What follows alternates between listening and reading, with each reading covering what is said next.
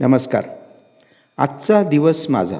काही घोषवाक्य आपण पहिले रिपीट करू, कारण जोवर हे तुमच्या मनामनात घुसणार नाही की नाही तोवर ते बदल होणार नाहीये. आता कसं तुम्हाला सांगतो, तुम्ही नुकताच आलेला धुरंधर सिनेमा पाहिला का? 3.5 पावणे 4 तास तेवढी एक धून तुमच्या मनावर सतत इतकी बिंबवतात की ते सिनेमा पाहून आल्यावर 3-4 दिवस तुम्ही तेच गुणगुणत राहतात. मग तुम्ही जसे गुणगुणतात ते लोक ऐकतात, मग ते लोक अजून पाहायला जातात. याला म्हणतात रिपीटर सेल. म्हणजे सेल्सच्या प्रकारातला हा एक प्रकार आहे. तसं त्या सिनेमामध्ये नुसती मारधाड खुनाखानी याच्याशिवाय काही नाही आहे, आणि काहीतरी तथ्य आहे असं काहीतरी सांगायचं. तसंच टीव्ही सिरियल मधनं किंवा अजून हे जे राजकारणी लोक भाषण देतात याच्यातनं जो जातीयवाद आणि धर्मवाद करतो आहे, त्यावरून मी तुम्हाला एक गोष्ट सांगतो की आपला देश संपवण्यासाठी अमेरिका, चायना, पाकिस्तान किंवा बांगलादेश याची गरजच नाही आहे. इंटरनल सर्क्युलेशन मध्ये जे आपण पोकळ करतो आहे धर्मवाद आणि जातीयवाद मध्ये एकमेकांच्या विरोधामध्ये, आणि उरलं सुरलं दुकानदार आणि सरकारची म्हणजे व्यावसायिकांची जी लुटमार आहे यामध्येच संपणार आहे आपण.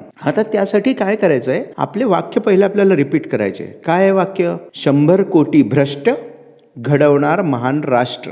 दुसरं वाक्य काय आहे? कर खोटं बन मोठं. तिसरं वाक्य काय आहे? या देशामध्ये जर तुम्हाला सुखाने आनंदाने जगायचं असेल तर दुसऱ्याचं खोटं काढायचं नाही आणि आपलं खोटं सोडायचं नाही. आता हे सरकार आणि व्यावसायिकांची काय लूटमार आहे हे तुम्हाला सांगतो. आत्ताच मी 2 टू व्हीलर घेतल्या. आता सरकार काय करतं, सगळ्यात पहिले त्याच्यावर जीएसटी घेऊन घेतं, बरोबर. 1+3 इयर 1+4 इयर असा इन्शुरन्स घेऊन घेतं, बरोबर. त्याच्यानंतर तुम्हाला हेल्मेट सक्ती करून हेल्मेटचे पैसे घेऊन घेतं, हेल्मेटचं जीएसटी घेऊन घेतं. आता इथे सरकारचं होऊन गेलं, संपलं. मग तो इन्शुरन्स मिळो न मिळो, त्याला थर्ड पार्टी असो नसो, थर्ड पार्टीचा क्लेम मिळो न मिळो, पर्सनल ऍक्सिडेंट लोक 15-15 लाखाचा घेतात, त्याचा क्लेम द्यायचा ऐवजी सरकार स्वतःचे कोणी मेले की 5-5 लाख 2-2 लाख देऊन देतं. याचं त्याला काही तारतम्य नाही. यांना पैसे येऊन गेले, यांना पुढे लाडक्या बहिणींना वाटायचे किंवा कोणालाही वाटायचे. आता एवढं सगळं घेतल्यावर सरकार चुप बसतं का? नाही. हेल्मेट सुद्धा 2019 पासून घेतल्यावर कंपल्सरी आहे. गाडी घेतल्यावर की 1 किंवा 2 हेल्मेट कंपल्सरी आहे. घाला याची कंपल्सरी नाही आहे,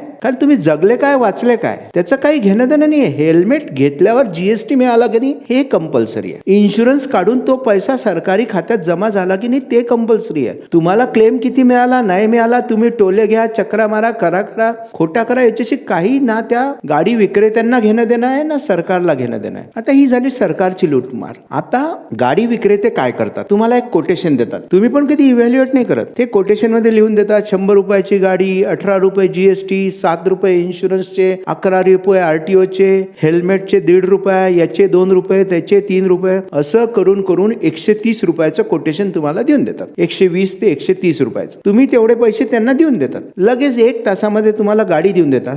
ते HRSP नंबर प्लेटचे पण पैसे घेतात, त्याचे फिटिंगचे पण घेतात. त्याला इतकी झिंगुळली नंबर प्लेट आहे, त्याचे परत फ्रेमचे वेगळे पैसे घेतात. म्हणजे पूर्ण तुमच्याकडनं असं करकचून घेतात, आणि पुढे मग पेट्रोलचे पैसे आहेतच द्यायचे 100-120 रुपयाने, है ना. पण जेव्हा तुम्ही गाडी घरी आणता तर तुम्ही आणल्यानंतर तुम्ही दिलेला पैसा आणि त्याने परत केलेले बिल एकदा पडताळून पहा. तुमची 1,000 रुपये ते 2,500 रुपयाने ठोकल्या गेली असेल, बरोबर आहे की नाही. पण कोणी आपली गोड बोलून ठोकतं, यात 100 कोटी लोकांना नवीन काहीच नाहीये. असो, विचार करा, पहा नक्की काय होतंय, कुठे कुठे आपली लूटमार होते आणि कोण कोण करतंय.